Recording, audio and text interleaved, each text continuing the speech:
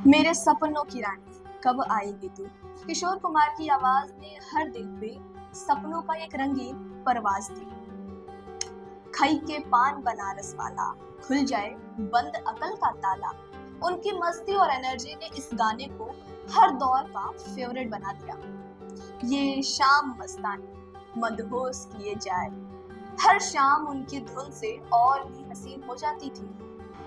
तेरे बिना जिंदगी से कोई शिकवा तो नहीं। किशोर दा की आवाज में दर्द और मोहब्बत का ऐसा संगम था जिसने इस गीत को सदाबहार बना दिया। चलती है दुनिया प्यार से चलने दो, ये दोस्ती हम नहीं तोड़ेंगे, उनके आखिरी गानों में से एक है जो मानो आज भी वक्त को रोक लेता है। 13 अक्टूबर 1987 वो दिन जब किशोर कुमार ने इस दुनिया को अलविदा कह दिया। उस दिन भी जैसे हमेशा की तरह वे अपनी मस्ती और हंसी के साथ अपनी पत्नी लीना को डराने की कोशिश कर रहे थे और फिर अचानक सब खामोश हो गया। एक ऐसी खामोशी जो आज भी उनकी आवाज के जरिए गूंजती है। किशोर दा के गाने, उनकी आवाज और उनके दिलचस्प किस्से आज भी हमारे साथ हैं। आइए उनकी जिंदगी के इस अनमोल सफर को याद करें जहां हर एक गीत एक कहानी है और हर सुर में उनकी जिंदा दिली की गूंज है। नमस्कार, मेरा नाम है निधि और आज हम किशोर कुमार के जन्म और मृत्यु से जुड़े कुछ खास बातों पर विशेष चर्चा करेंगे प्रोग्राम दिन विशेष में।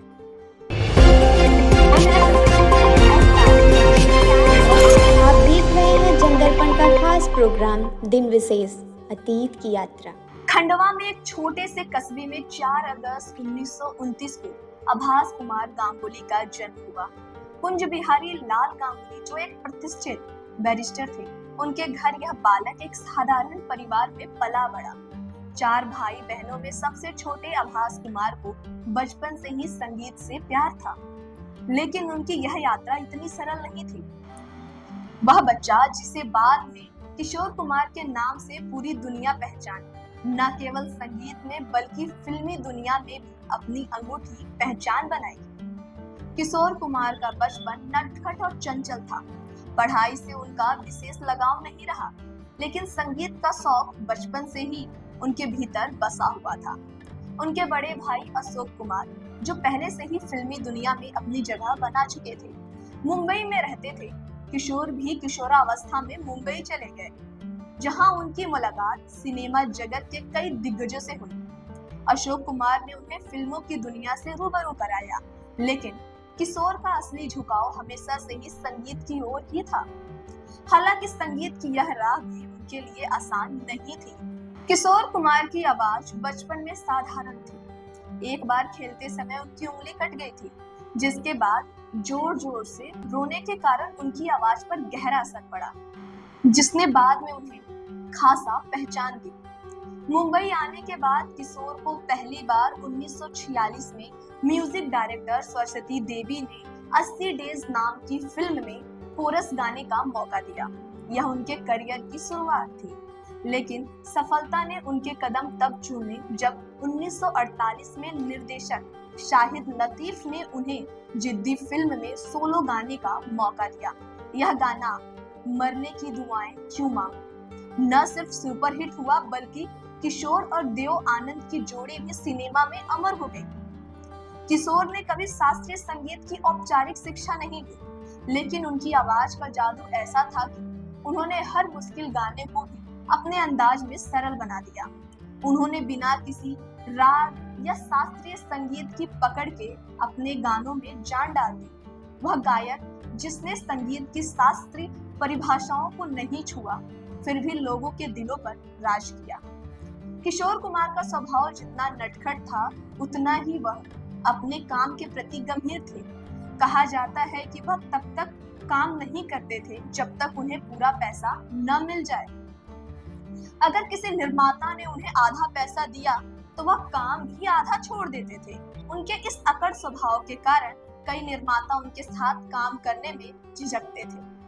किशोर कुमार का जीवन निजी तौर पर उतना ही रोमांचक था जितना उनका करियर। उन्होंने 4 शादियां की। उनकी पहली पत्नी रूमा, जिनसे उन्हें प्यार हुआ और दोनों ने शादी की। हालांकि यह शादी लंबे समय तक नहीं चली। इसके बाद किशोर कुमार ने भारतीय सिनेमा के सुपरस्टार मधुबाला से शादी की, लेकिन उनकी यह शादी भी मधुबाला की अस्वस्थता के कारण ज्यादा समय तक नहीं चल सकी।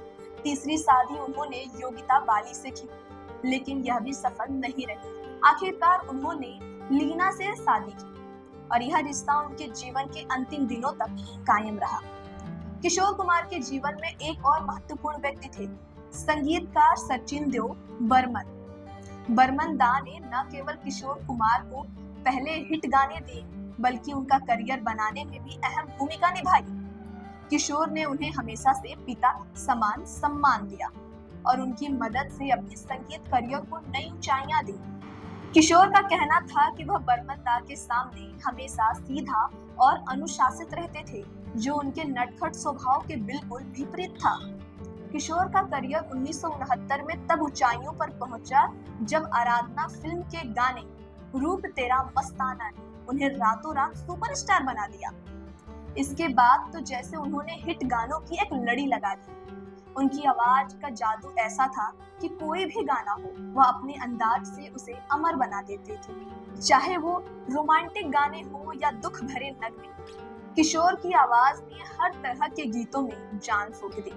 लेकिन इस सफलता के बीच भी किशोर हमेशा अपने व्यक्तिगत जीवन में सरल और जमीन से जुड़े रहे। वह अपने परिवार और दोस्तों के साथ समय बिताना पसंद करते थे और उनकी एक आदत थी कि वह कभी भी अपने घर में बहुत से लोगों को एकत्रित नहीं होने देते। वह लोगों को डराने के लिए अपने घर में खोपड़ियों और हड्डियों का सजावट के रूप में इस्तेमाल करते थे, ताकि कम लोग उनके आसपास आए। 13 अक्टूबर 1987 का दिन किशोर कुमार के जीवन का अंतिम दिन था। उस दिन भी वो अपनी पत्नी लीना के साथ मजाक कर रहे थे, जैसे वो हमेशा करते थे। उन्होंने लीना को डराने के लिए सांस रोककर बिस्तर पर लेटने की एक्टिंग की, लेकिन इस बार यह मजाक हकीकत में बदल गया।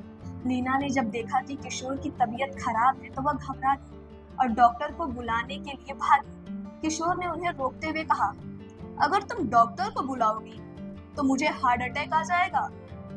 लीना को लगा कि यह भी उनका मजाक है, लेकिन कुछ ही पलों बाद किशोर की धड़कनें हमेशा के लिए थम गईं। किशोर कुमार का जाना भारतीय संगीत जगत के लिए एक बहुत बड़ी क्षति थी। वह न केवल एक महान गायक थे, बल्कि एक अद्भुत अभिनेता, संगीतकार और निर्माता भी थे। उनकी आवाज, उनका संगीत आज भी लोगों के दिलों में जीवित है।